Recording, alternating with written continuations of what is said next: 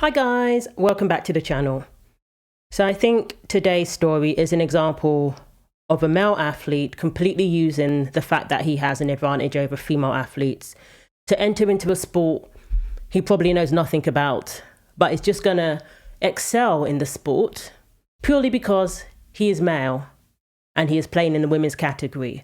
So we have a high school volleyball player who is male, a trans-identifying male, who stands at 6'4". This person made the freshman girls volleyball team despite never having previously played the sport.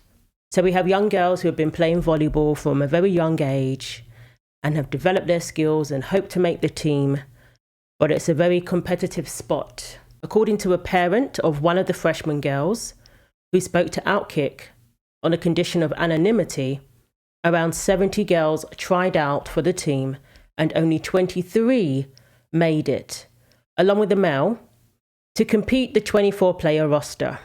In addition, the longtime girls' volleyball coach allegedly resigned her position after being forced to allow the male, who is also allegedly using the girls' bathroom and locker room facilities, according to parents on the girls' team. So this is a school in Illinois, James B. Conant High School. And this insanity continues. Now, obviously, this is Illinois, so, it leans blue. But regardless, we have an executive order. Many people expected this whole thing to be over, and it just seems to continue to escalate. So we have a male athlete, if he's even an athlete, or just a male who wants to see how far he can get in sports. This person is now taking the spot from a female athlete. Never played volleyball before. Now, obviously, this is freshman high school. I'm assuming these girls played in middle school. I'm assuming they've showed an interest in this sport from a very young age. And this trans-identifying male comes along and takes the spot from a female athlete. Dan Zashevsky reported on the story, saying a 6'4" male with zero volleyball experience made the girls' freshman team in Illinois. Parents erupted at a chaotic school board meeting over locker room access and fairness. Now, this school board meeting got so heated that the police were called. I'm telling you, even in these blue states, people have had enough. People have had enough of this nonsense. They don't want to hear about their girls in the locker room with a boy. They don't want to hear about their girls having to compete against male athletes, risking getting a spike to the face, risking getting knocked over, getting injured. The prospect of your girl receiving a concussion at the hands of a male athlete like Peyton McNabb. Nobody wants that. So Dan said that the school board meeting was packed. District 211. Nearly 40 minutes in, police had to intervene after a disruption in the crowd. Tensions remained extremely high. The debate over fairness, privacy and policy isn't over. And this is a developing story. So the meeting did last over an hour and 16 people spoke. Some were in opposition to a male on the girls' team and some were in favour, of course. The first few speakers all begged the school board to intervene and remove the male from the girls' volleyball team. If you want groundbreaking, revolutionary, inclusive ideas, start a trans league so trans people can compete against each other, but keep biological men out of biological girls' sports. Protect our girls. John Goodman, a candidate for the US Senate, said. The second speaker was Angela. She identified herself as a parent of a girl at Conant High School and a high school teacher of over 20 years. And she said, "You have a right to feel how you feel about your own gender. But when you enter a protected private girls-only space as a biological male, you are infringing upon the rights of those to their privacy and protected spaces." Vicky was the third speaker, and she alleged that some girls were told to change in a nurse's office if they were uncomfortable sharing a locker room with a male student. And that really, really upsets me hearing stuff like that. It's still going on. You need to stop humiliating girls by telling them if they don't like having males in their locker rooms, they can carry their clothes to the nurse's office down the hall. Girls continue to be treated like second-class citizens. Good policy cannot be based on feelings that can change from day to day. Good policy is created by stable adults who have the best interests of all students in mind. Absolutely brilliant speakers. I'm sure they were the ones who probably showed up and said trans women are women or some nonsense like that. But at least this school board is hearing from sane, common sense, articulate people who know what they're talking about. After several speakers voiced their displeasure with a male infiltrating the girls' volleyball team and private spaces, those on the other side showed up. One woman, who identified herself as the parent of a non-binary child, claimed that people who don't think men belong in women's sports are bigots. So same old nonsense. I am so very tired of hearing so much bigotry in my own community against those children. It's absolutely heartbreaking and ridiculous. Now, what's ridiculous is claiming to have a non-binary child. The next speaker added, "We are here for a special board meeting about one kid on a Conant volleyball team who has done nothing wrong at all, who has committed the only sin of living their true self." This person can live his true self on the boys' team or in a sport that he can excel at without having to compete in the girls' category. There are plenty of other options that this person can take to live his true self. This was a common theme among the trans ideology backers. Nearly every one of them used some form of the phrase, true authentic self. Apparently, being born a boy and living as a boy isn't authentic. Identifying as a girl is the only way to be your true self. How is being your true self ignoring your anatomy and what you are? And for any adult to tell a child that in order to live their true self, they have to deny who they are, those adults need to be held accountable. Those adults should be ashamed of themselves. And they have no business mentoring children or advising and guiding children. They have no business doing that because they're not fit to do that. And of course, they kept referring to this 6'4" male as a child. And yes, technically this person is under 18, likely 14 or 15 years old.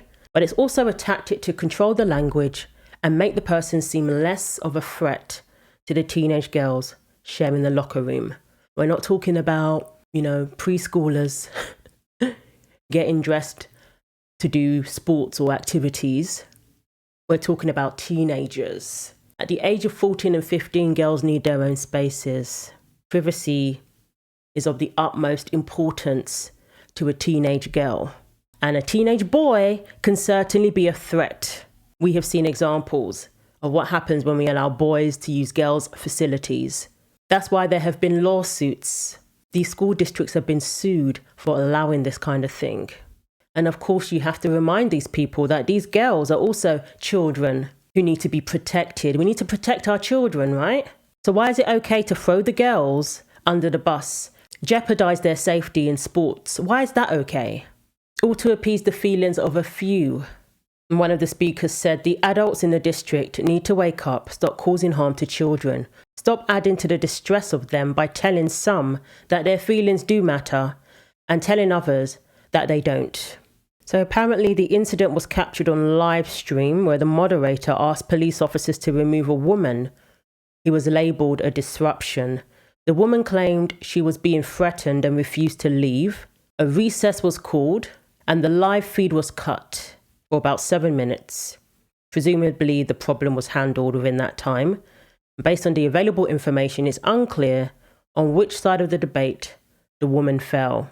When the meeting resumed, so did the public speakers. One woman, Karen, said that she was thankful that her daughter had recently graduated from high school, so she wouldn't be forced into the position that the young girls find themselves in. She also delivered some of the strongest remarks of the evening.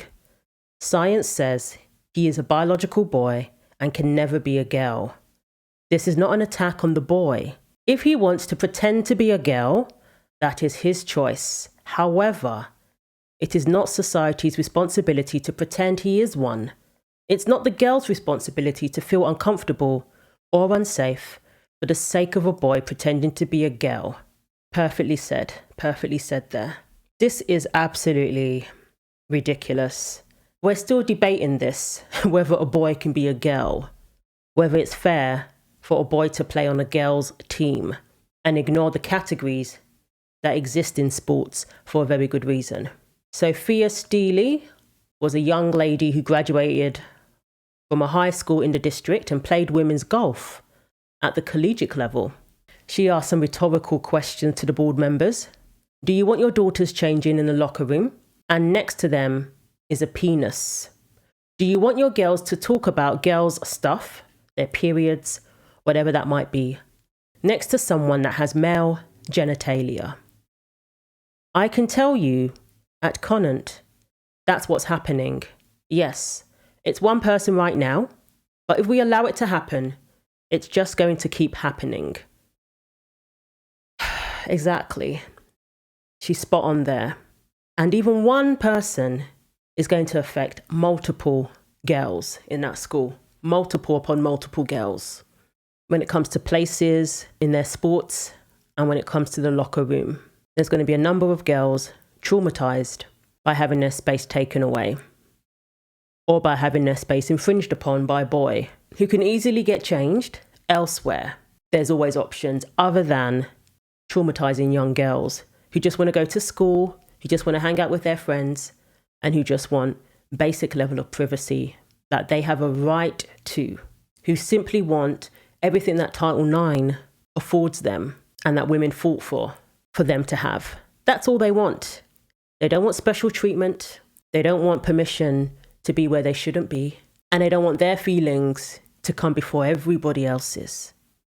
Unfortunately, that's something that the boy and the people who support this want. And that's very unreasonable. And it's an injustice against these girls. So it's about time these school districts get on board and comply with the executive order. Even in California, where they allow males into women's spaces and women's sports, there are some school boards who are just saying, you know what, enough is enough. And they're choosing to comply regardless of what the state law says. They're choosing to follow the federal law.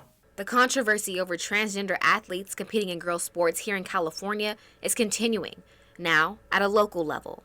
On Tuesday, the Kern County Board of Education voted to ban transgender athletes from participating in sports that align with their gender identity. Now, therefore, be it resolved that the Kern County Board of Education affirms its unwavering support for Title IX and calls on athletic governing bodies to uphold its protections by ensuring fairness in girls' sports.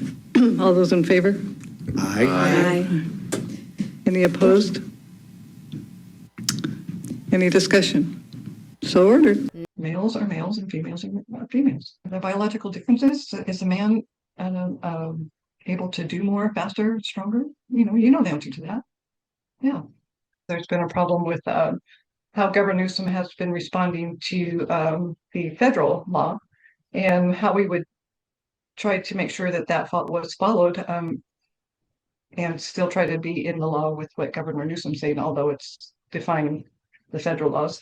He's not following the original intent of Title IX, and he's defying the FERPA laws and the Constitutional Amendment 14. So, those laws are supposed to trump California laws, and we're supposed to obey those before we follow an illegal California law, which he's obviously said in his own words that the federal law is fair. There are lawsuits going on with Governor Newsom and the State Department of Education. So, he's costing the taxpayers a lot of money by illegally thwarting the law.